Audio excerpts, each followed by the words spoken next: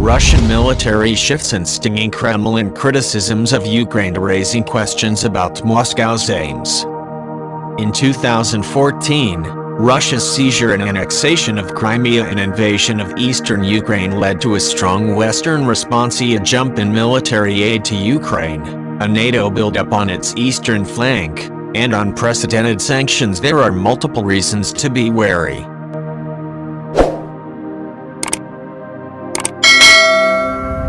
On November 1st, Politico reported that satellite images showed a buildup of armored units, tanks, and self-propelled artillery in Russia near Belarus, and a relocation of tanks from near Moscow to Ukraine's border.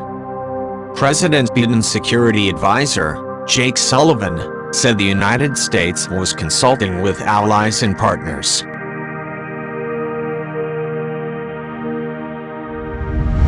Earlier Russian military actions also spurred unease. In September, Russia and Belarus conducted a huge Zapad-21 military exercise, far more robust than one 4 years prior.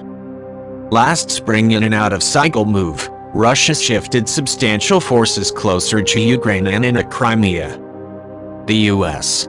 European Command raised its alert level. In the U.S., Chairman of the Joint Chiefs of Staff Mark Milley called Russian Chief of the General Staff Valery Gerasimov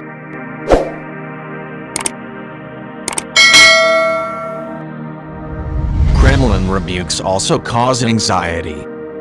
On November 1st, Foreign Minister Sergei Lavrov warned of attempts to carry out provocations and drag Russia into some kind of combat.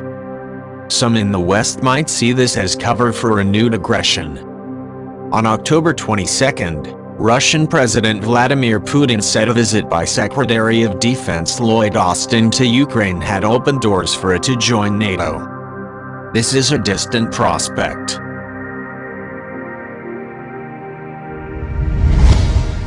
Putin aide Dmitry Medvedev claims Ukraine's leaders are hostage to rabid nationalist forces, which is erroneous. That said, the Kremlin's intentions regarding Ukraine remain uncertain. Some earlier troubling signs did not presage imminent threats. On November 3rd, General Milley described Russian movements as not overtly aggressive.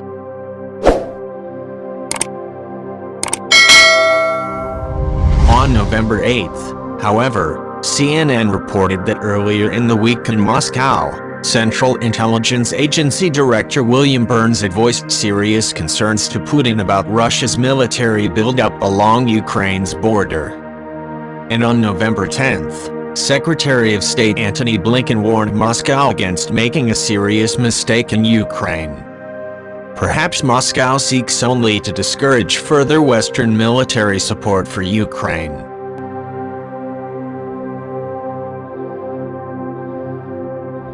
But if Russia were to heighten threats, the West could take stronger measures. Those the West took after 2014 might hint at how the West could raise costs to Russia. The United States and NATO have provided substantial training, equipment, and advisory assistance to Ukraine.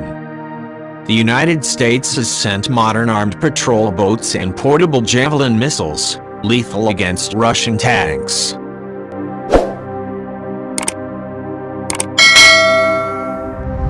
In September, the United States announced further aid in response to the major increase in Russian military activity along Ukraine's border. A second Western response has been NATO's eastern buildup of forces. It now rotates 4 battalion-sized land combat units to Estonia, Latvia, Lithuania, and Poland. A multinational brigade, including air power, rotates to Romania.